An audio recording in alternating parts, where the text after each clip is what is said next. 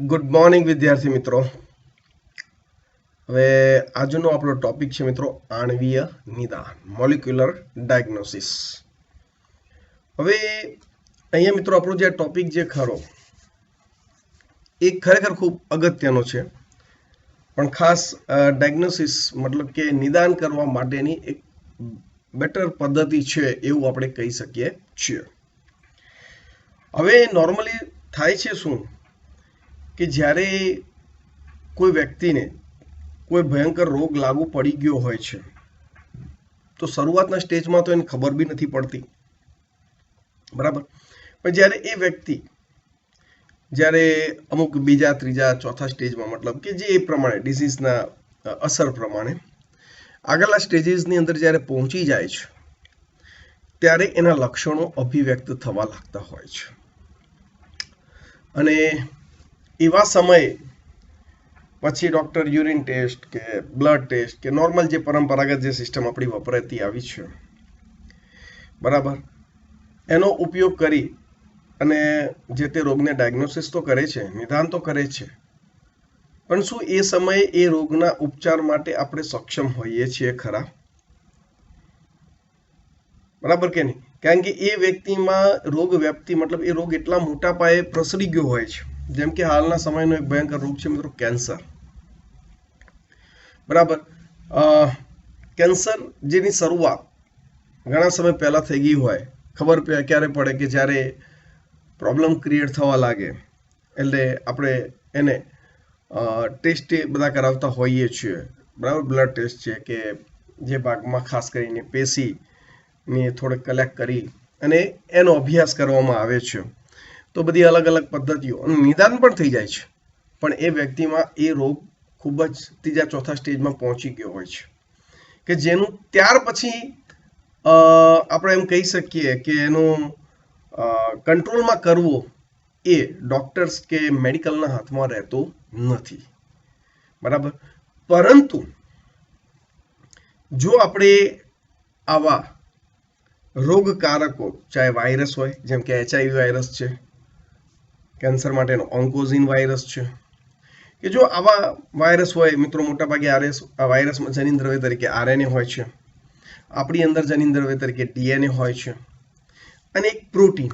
તો આ ત્રણ આપણા મોલિક્યુલર છે, આણ્વીય ઘટકો, DNA, RNA, પ્રોટીન, અને એ જ મોટા ભાગે ડિઝીઝ માટે શું છે, જવાબદાર છે. તો આવા મોલિક્યુલ્સને એની વિકૃતિ થવાને કારણે, એમાં વિકૃતિ આવવાની જે પરિસ્થિતિ છે, જો એને અર્લી સ્ટેજમાં પકડી લેવામાં આવે, અર્લી સ્ટેજની અંદર જો એને પકડી લેવામાં આવે તો 100% એની વધારે ખરાબ પરિસ્થિતિ સુધી આપણે મતલબ ડોક્ટર્સ કે મેડિકલ ક્ષેત્ર એને વધારે ખરાબ વાળી પરિસ્થિતિ સુધી પહોંચવા દેશે નહીં, અને એ વ્યક્તિનો બચાવ થઈ જશે અથવા તો એને ભયંકર રોગથી પીડાતો અટકાવી શકાશે. ખ્યાલ આવે છે કે નહીં? એટલે આણ્વીય નિદાન મિત્રો કે આણ્વિક નિદાન એ ખરેખર એક આવનારા સમયમાં અગત્યની પદ્ધતિ સાબિત થવાની છે કે કોઈ પણ રોગને, કારણ મોટા ભાગે તમે જુઓ રોગો હવે DNA, RNA, પ્રોટીનને લગતા જ હોય છે. તો જો આપણે એ સ્થિતિને શરૂઆતના સ્ટેજમાં જ આણ્વીય નિદાન જો કરી લેવામાં આવે તો 100% એ વ્યક્તિ એ ભયંકર રોગથી બચી જશે. ખ્યાલ આવે છે કે નહીં?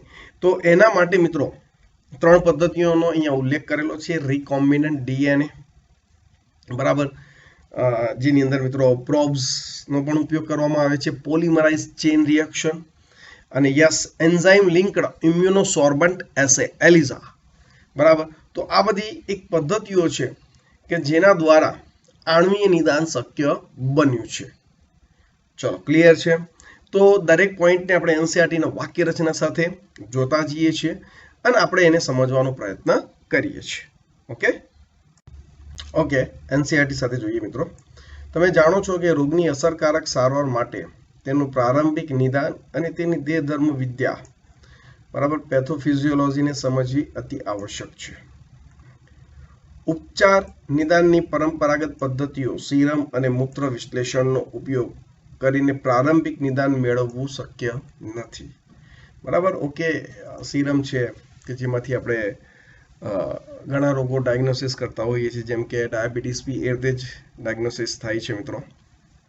મૂત્ર વિશ્લેષણ, યુરિનનો સેમ્પલ લઈને પણ બ્લડ સેમ્પલ એટલે સિરમ એ રીતે થાય, અને યુરિન સેમ્પલ દ્વારા આપણે ઘણા રોગોનું નિદાન કરતા હોઈએ છીએ. પરંતુ એ પ્રારંભિક નિદાન શક્ય જ નથી મિત્રો. તમે ઘણીવાર તમે જોશો કે નોર્મલી તાવ આવતો હશે ને શરૂઆતના સ્ટેજમાં, તો બી ડૉક્ટર એમ કહેશે કે કોઈ પણ ચાહે ડેન્ગ્યુ હોય કે શરૂઆતના સ્ટેજમાં પકડાતું જ નથી, મતલબ 2-3 દિવસ પછી, અને પછી અચાનક જ એ વાયરસ કે બેક્ટેરિયાનો એટલો ગ્રોથ થઈ ગયો હોય કે આપણે લગભગ 10-15 દિવસ પથારીવશ થઈ જતા હોઈએ છીએ. ઘણી બધી દવાઓ લેવી પડતી હોય છે, બરાબર.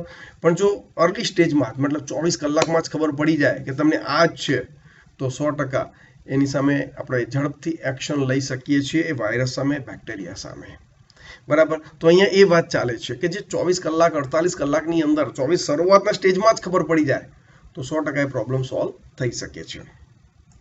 રિકોમ્બિનન્ટ ડીએનએ ટેકનોલોજી, બરાબર, polymerase chain reaction, enzyme linked immunosorbent assay ELISA જેવી કેટલીક પદ્ધતિઓ છે કે જેની મદદથી રોગનું પ્રારંભિક નિદાન થઈ શકે છે.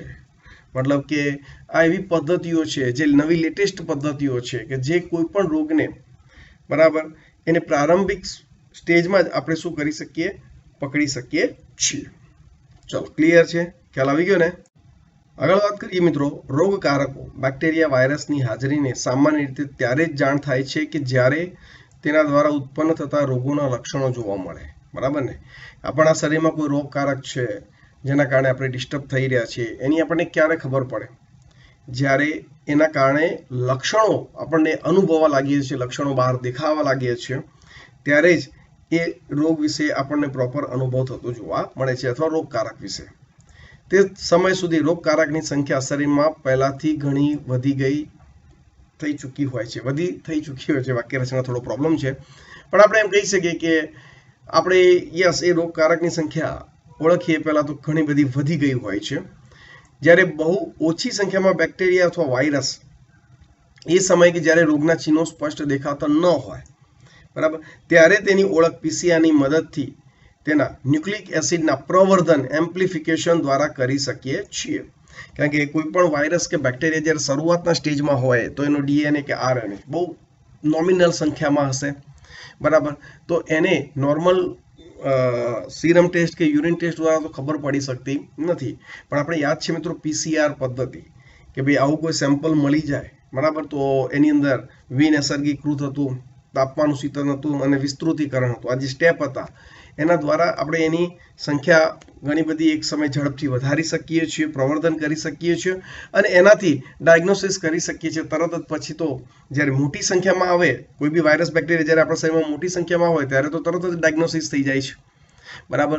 તો બસ એ જ કરવામાં આવે છે કે જે શરૂઆતના સ્ટેજમાં જ્યારે એની સંખ્યા ઓછી હોય છે, એના જનીનદ્રવ્ય ઓછો હોય છે, તો એને પીસીઆરની મદદથી એટલો બધો બહુગુણિત કરવામાં આવે, પ્રવર્ધન કરી દેવામાં આવે કે પછી આપણે સરળતાથી એને ઓળખી શકીએ છીએ. જો શું તમે જણાવી શકો છો કે પીસીઆર કેવી રીતે અલ્પ માત્રામાં ડીએનએની ઓળખ કરે છે? તો આપણે કીધું ને કે એની સંખ્યા એટલી પ્રવર્ધન કરી આપે છે કે પછી તો 100% એના વિશે મતલબ આપણે માહિતી પ્રાપ્ત કરી શકીએ છીએ. સંભવિત એઇડ્સના દર્દીમાં એચઆઈવીની ઓળખ માટે આજકાલ સામાન્ય રીતે પીસીઆરનો ઉપયોગ લેવાઈ રહ્યો છે મિત્રો. હાલમાં લેટેસ્ટમાં એમ કહી શકાય, નો ડાઉટ એલિઝા પણ એમ કહી શકાય કે એના માટે જ છે મુખ્ય, તો એઇડ્સ માટે જ, પરંતુ પીસીઆરનો પણ ઉપયોગ કરી શકાય છે. કારણ પ્રવર્ધન કે જે શરૂઆતમાં કે એઇડ્સ ટોપિક બી આપણે આગળ ભણી ગયા મિત્રો, કે જેની અંદર જોયું હતું કે શરૂઆતના 4-5 મહિના, 6 મહિના, 12 મહિના સુધી કોઈ ખાસ લક્ષણ જોવા પણ મળતું નથી. ઘણા વ્યક્તિઓને તો 5 વર્ષ સુધી પણ લક્ષણ નથી જોવા મળતું, પછી અચાનક દેખાઈ આવે છે. તો તમે વિચારો જે શરૂઆતના સ્ટેજમાં પ્રથમ મંથ કે મતલબ કે અમુક દિવસોની અંદર જો એનો ઉપયોગ કરી દેવામાં આવે તો 100% આપણને સારા રિઝલ્ટ મળી શકે છે. તેનો ઉપયોગ કેન્સર સંભવિત દર્દીઓના જનીનોમાં વિકૃતિ તપાસ કરવા માટે પણ કરવામાં આવી રહ્યો છે. તો એમાં પણ એનો ઉપયોગ થઈ રહ્યો છે, અને આ એક ઉપયોગી તકનીક છે જેના દ્વારા અન્ય ઘણા બધા આનુવંશિક રોગોની પણ તપાસ કરી શકાય છે. તો પીસીઆર એ ખરેખર એક સારી ટેકનોલોજી છે, પદ્ધતિ છે કે જેના દ્વારા આપણે આવા પેથોજન કે રોગકારકો કે વિકૃત જનીનોની સરળતાથી આપણે ઓળખ કરી શકીએ છીએ અને અર્લી ડાયગ્નોસિસ થાય તો 100% એ રોગ સામે સારી રીતે લડી શકાય છે અને જે તે વ્યક્તિનો પ્રોપર બચાવ કરી શકાય છે. Okay, good. બીજી પદ્ધતિ છે મિત્રો ઓટો રેડિયોગ્રાફી. પ્રોબ્સ દાખલ કરવા. એકલ શૃંખલામાં ડીએનએ અથવા આરએનએ સાથે એક રેડિયોએક્ટિવ અણુ પ્રોબ જોડીને કોષના ક્લોનમાં તેના પૂરક ડીએનએ સાથે સંકરિત કરાય છે, જેને શું કહેવાય મિત્રો? ઓટો રેડિયોગ્રાફી દ્વારા ઓળખવામાં આવે છે. ક્લોન કે જેમાં વિકૃત જનીન જોવા મળે છે તો તે ફોટોગ્રાફી ફિલ્મ પર દેખાતી નથી, કેમ કે પ્રોબ્સ તથા ઉત્પરિવર્તિત એટલે કે વિકૃત જનીન એકબીજાની પૂરક હોતા નથી. હવે તમને એમ થશે સર ઓકે ખબર પડી ગઈ પ્રોબ્સનો ઉપયોગ થતો હતો આગળ ડીએનએ ફિંગરપ્રિન્ટ્સની અંદર પણ આપણે ઉપયોગ કરી ગયા છીએ, એની સારી એવી ચર્ચા કરી ગયા છીએ. બરાબર. ડીએનએની ઓળખવા માટે આપણો સર્ધન બ્લડ ટેસ્ટ જે હતું મિત્રો, બરાબર, પદ્ધતિ હતી. પછી આરએનએ માટે નોર્ધન અને પ્રોટીન માટે વેસ્ટર્ન, બરાબર ને? તો એવી પદ્ધતિઓનો ઉપયોગ થાય છે મિત્રો. પરંતુ અહીંયા એક સરસ મજાનો ચાર્ટ છે કે જેના દ્વારા હું તમને આ વસ્તુ બહુ સારી રીતે સમજાવીશ, બરાબર, જેથી તમારું ચિત્ર એકદમ ક્લિયર થઈ જશે. અહીંયા જુઓ મિત્રો, એક સરસ મજાનો ચાર્ટ તમારી સમક્ષ મૂકેલો છે, તમે સરળતાથી જોઈ શકતા હશો. અહીંયા નોર્મલ જીન છે SSDNA, સિંગલ સ્ટ્રેન્ડ ડીએનએ. અહીંયા મ્યુટન્ટ જીન છે SSDNA, મતલબ વિકૃત થયેલો. વિકૃતિ શામાં છે મિત્રો? જુઓ અહીંયા સાઇટોસિન આવેલો છે, I think. Okay, yes, ready. જ્યારે અહીંયા તમે સંકેતોમાં જોઈ શકો છો સાઇટોસિનની જગ્યાએ કયો ન્યુક્લિયોટાઇડ ગોઠવાઈ ગયો છે? એડેનિન ગોઠવાઈ ગયો છે. તો આ મ્યુટન્ટ થયેલો જીન છે, બરાબર. હવે એને રેડિયોએક્ટિવ પ્રોબ્સ દાખલ કરવાની વાત કરી છે. રેડિયોએક્ટિવ પ્રોબ્સ P32S35 યાદ છે મિત્રો? અહીંયા ડીએનએ છે એટલે P32 નો ઉપયોગ થવાનો છે. હવે આ પણ એક ડીએનએ શૃંખલા છે. નોર્મલી આવા પ્રોબ્સ આપણે એમ કહી શકીએ 20, 22, 25 ન્યુક્લિયોટાઇડ્સના બનેલા હોય છે. આ તો ખાલી સમજવા માટે તમને 4-5 ન્યુક્લિયોટાઇડની બનાવેલી છે.